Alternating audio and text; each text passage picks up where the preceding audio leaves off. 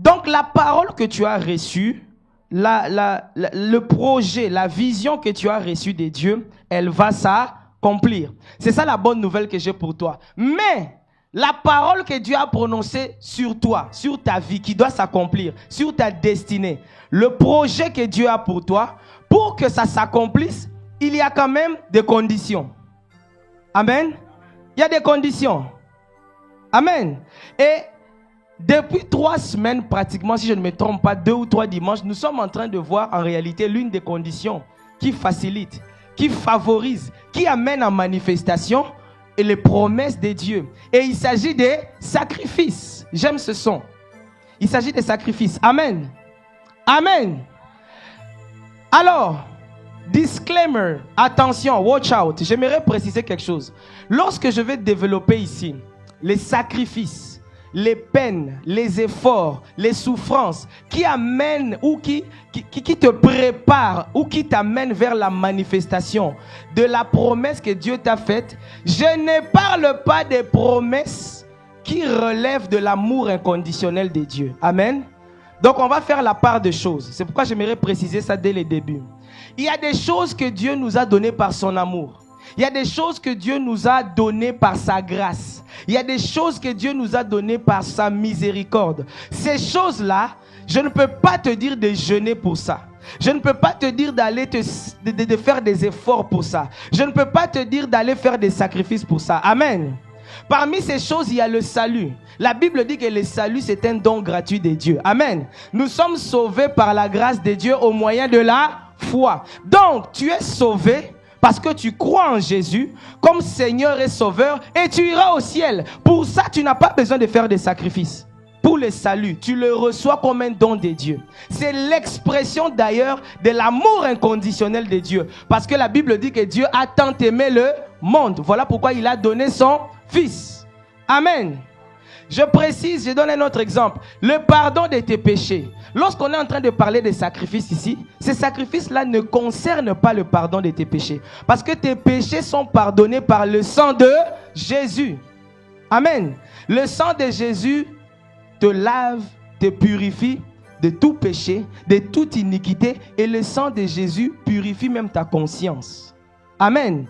Donc ça, tu n'as pas à jeûner pour recevoir le pardon. Tu n'as pas à faire des efforts humains pour recevoir le pardon. Parce qu'en réalité, c'est un résultat, c'est un effet de l'œuvre de la croix à cause de l'amour que Dieu porte pour toi. Est-ce que jusque-là, on est ensemble? Amen.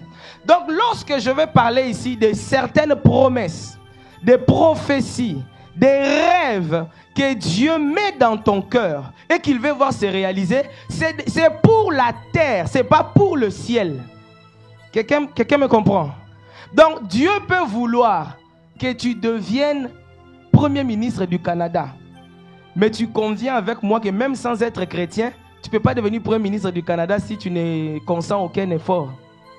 C'est-à-dire si tu t'assois, tu croises les bras chez toi et puis tu dis bon, Dieu a déjà dit je serai millionnaire, je serai la tête et non la queue. Mais tu ne bouges pas, tu ne fais rien. Rien ne va se passer. Amen. Donc je parle de ta destinée sur la terre, de ta mission sur la terre, des prophéties qui doivent se réaliser sur la terre, des œuvres qui doivent sortir de toi sur la terre. Amen.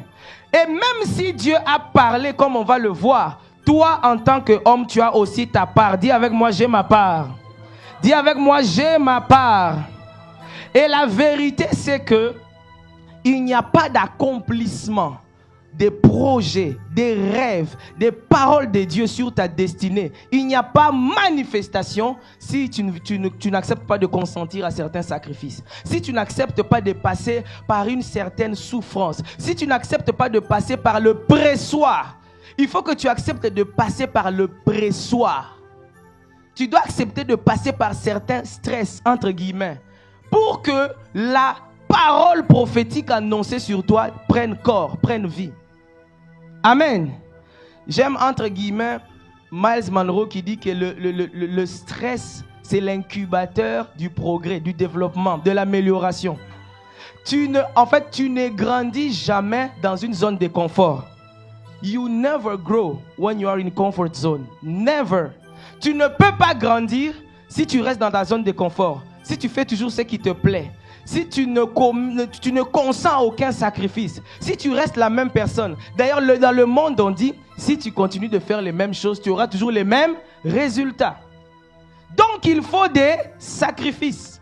Et la fois passée, on en a parlé longuement. J'espère que vous vous rappelez. On a parlé du fait que nous sommes des sacrificateurs. Apocalypse chapitre 1, verset 6. Jésus a fait de nous des sacrificateurs. On a vu ça avec l'apôtre Pierre. Nous sommes des sacrificateurs, un sacerdoce des prêtres pour rendre à Dieu des sacrifices. Mais ces sacrifices-là ne ressemblent pas aux sacrifices de l'ancienne alliance. Donc il ne s'agit pas pour toi d'amener un coq, d'amener une chèvre, d'amener une vache. Non, on n'est plus à cette époque-là. Le sacrifice ultime que Dieu attend de toi dans la nouvelle alliance, c'est ta vie. Dieu veut ta vie. Dis avec moi, Dieu veut ma vie. Dis maintenant à ton voisin, Dieu veut ta vie. Dis-lui, Dieu ne veut pas juste 2h30 dimanche.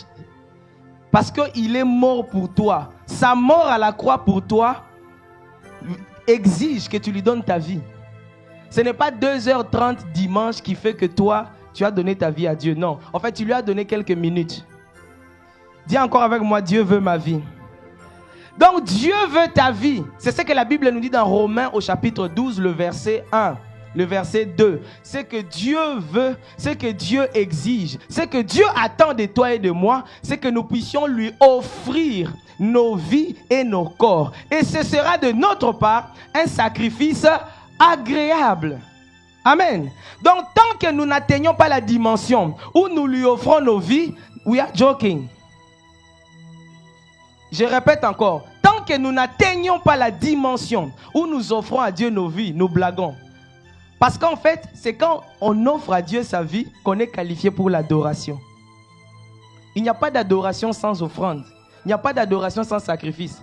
Donc la façon dont nous vivons nos vies comme nous voulons, et nous venons juste à l'église dimanche pour 2 heures, ce n'est pas Dieu, ce que Dieu attend de nous. Dieu attend plus de toi. Dieu attend que tu lui donnes ton esprit, ton âme et ton corps. Parce qu'en réalité, tout ce que tu es et tout ce que tu as lui appartient. Amen. Voilà pourquoi nous devons changer nos systèmes de pensée. Dis à ton voisin, change ta manière de penser. Change ta façon de réfléchir. Change un peu ta perception de Dieu. Dieu n'attend pas que ton argent... D'ailleurs, quand on parle de sacrifices ici, l'argent, ce n'est même pas la première chose. Vous voyez Romains 12, 1, ça ne parle pas d'argent. C'est ton corps, ta vie, ton âme, ton esprit, ton être tout entier. Parce qu'en réalité, si tu donnes à Dieu ton être, ton argent aussi tu vas lui donner. Ton temps tu vas lui donner. Tes talents tu vas lui donner. Ton attention tu vas lui donner.